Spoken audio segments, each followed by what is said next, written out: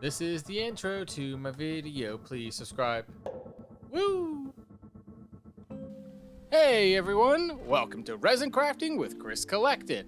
On today's episode is the first Resincrete. This is a water-based eco resin. Demolds in 30 minutes and has a 10-minute working time. How this works is it is water and powder based.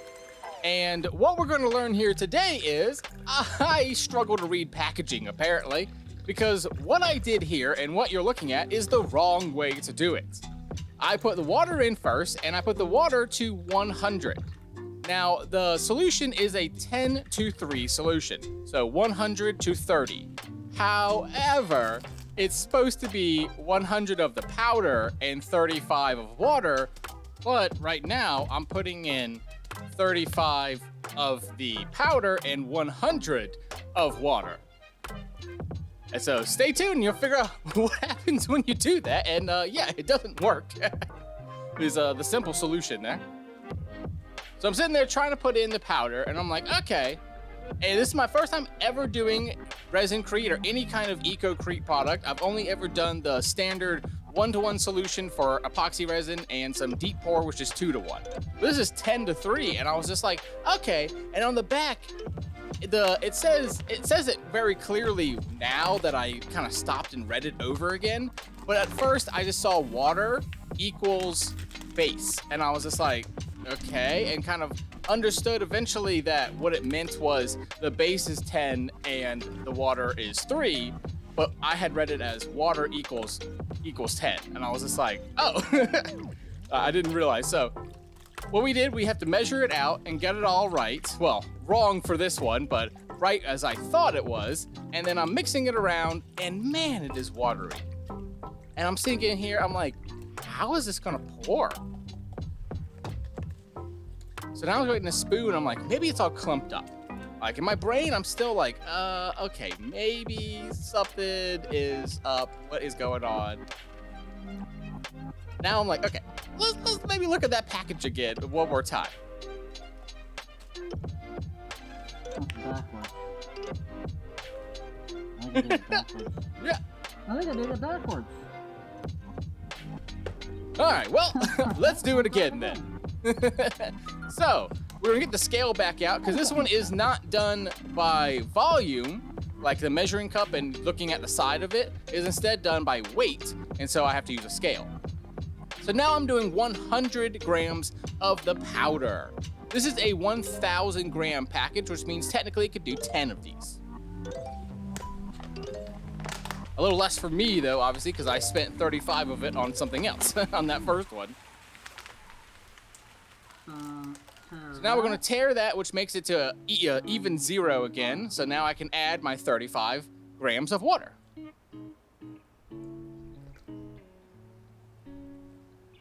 Which makes a lot more sense now that I look at it. I'm like, okay, it's a little watery, but still mostly powder. I kept wondering the first time, I'm like, how can this be so solid? Does it expand or something? I'm like, this is not possible.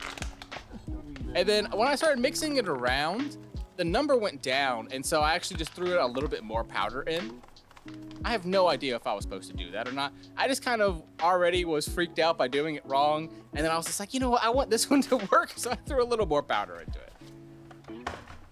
Now we don't need the scale anymore, and I want to try to keep that clean. And let's mix everything up.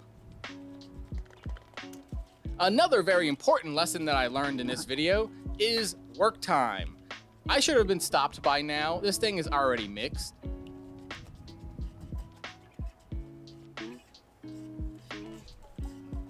Yeah, you can see it's already scraping the bottom. That means I'm also a couple minutes into my setting time as well. And I don't need to do that. I've looked at other people and they're doing it for like 30 seconds. I had to speed that up because it was like 2-3 minutes. Because again, I was thinking resin. All right, so this is the J. Diction pigment set that came with this powder. I bought this off Amazon. We're gonna go ahead and just choose a random one, and we choose pink. Alright, we're doing pink.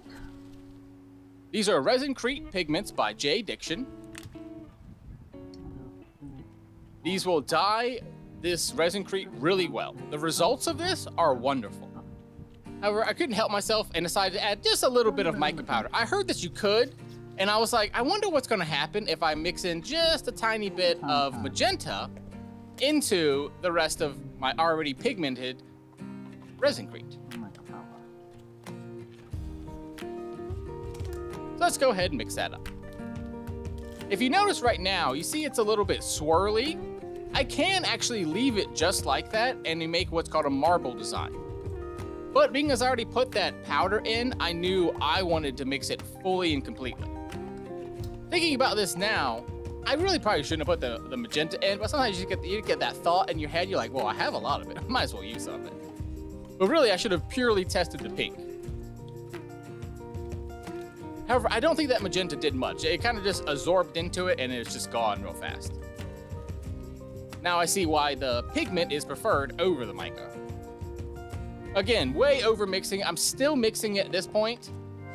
And now I'm slamming it down, trying to get the air out of it, which is a good idea. Well, again, what I'm realizing is the more and more, it's literally setting up. So at this point, it has become like pudding, is the only way I can really describe it.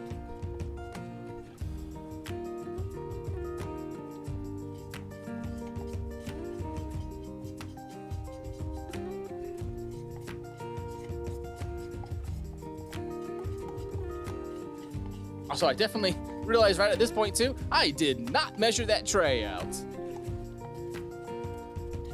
I really didn't know how much this stuff was gonna make. You know, I was just like, I didn't quite understand. I saw on their website they have a calculator for it, but I didn't quite understand it so far, so I'm still learning on how to do that. So, like I often do, if it doesn't work out, I pivot and try to figure out how to improve. And so what I decided here is I'm just gonna pour it into this small mold. Look how thick that is. Look how thick that is. Make sure to stay around to the end. You can see the front camera version.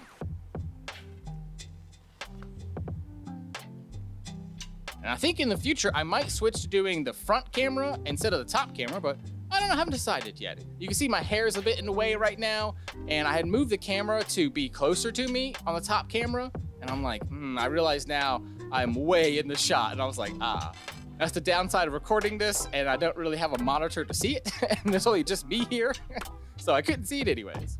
But yeah, look at this, look how thick it is. So I literally start spooning it and scraping it in, because I'm just like, I guess, I thought I was gonna have enough for like a thin layer to do the base, and then I'd come back with another color later for the tray, and it's set up so fast. I remember now, it's like, oh, it's only 8 minutes long. Set up like this.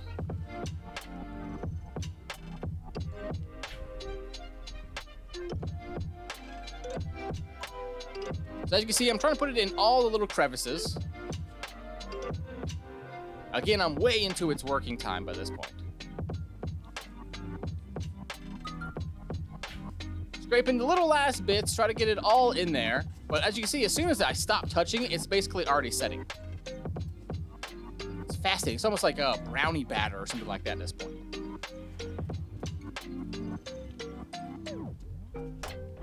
So at the end of the day, I can't get all that pink off of there. But it is fun. It doesn't splash, really. So, well, of course, I'm way too its working time. All right, so next, we go back to that solution that I screwed up in the beginning. And I start to think of like, well, I bet it's settled. So I pour out a bunch of the water and a little bit of the powder as well into my measuring cup. And then I'm left with this slurry at the bottom. I decide, hey, well, you know, worst comes to worst, just go for it, right? So I mix all that up. Again, probably way too much into its work time, way too much into its stuff, but at the same time, I was just like, get it done, right? This first time was just an experiment and me learning how to do it. And the pink box does actually come out really well. It has a few bubbles in it, but other than that, it's great. So, you know, my resin knowledge here is kicking in. I'm trying to scrape everything out. As you can see, this one was definitely not sieved or anything like that, so there's definitely little bits in it. What I'm going to make with this is called chorizo chips. So basically, I will eventually let this harden and then snap it into a bunch of little pieces. You would see that demolding tomorrow on my Patreon. Or in a couple weeks when I do a best of video of all of my unboxings on my YouTube channel. There's a really interesting one. I decided to, like, this flattens out. Because as you can see, I'm trying to mix the white and the pink together. Therefore getting that stripe effect or that marble effect that we talked about earlier, but just kind of doing it on the fly. And integrating that old pink with that new white. Worked really well. The chips ended up working. I love that. Just it flattens so well. You can see how shiny and glossy it already is. It's like doing good.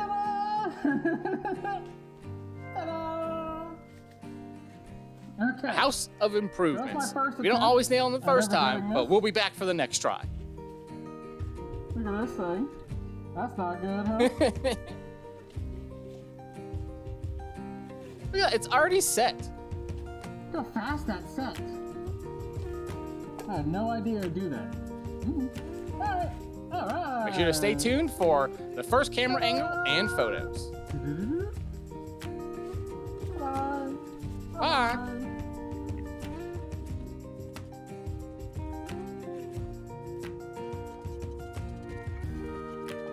I really got to work on making sure everything is out of the way for all these pours. I think I'm gonna get like a little box or something to put all my molds and anything else in while I'm not using them. And that way they stay out of the shots. But I just had to show this camera angle.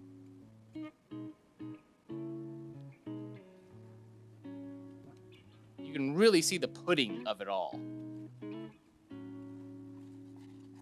Or like brownie batter or cookie batter. It honestly makes me kind of hungry. I want to make it in brown. It's going to look like cookie dough.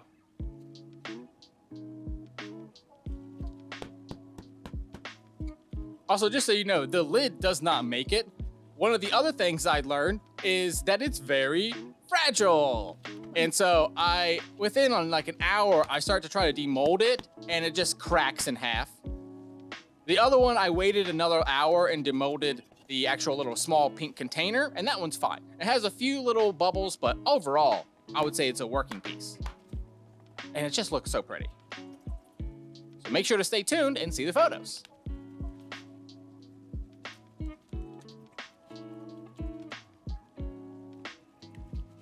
Also, the giveaway will be announced on Saturday, May 25th. It's my birthday. The best present you can give me is a subscription. Thank y'all so much and enjoy the photos.